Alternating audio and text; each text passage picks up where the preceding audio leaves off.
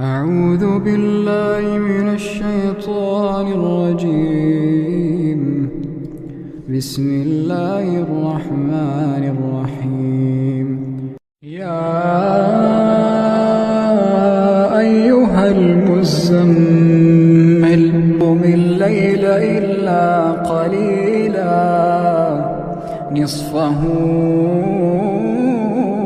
أو انقص منه قليلا أو زد عليه ورتل القرآن ترتيلا إنا سنلقي عليك قولا ثقيلا إن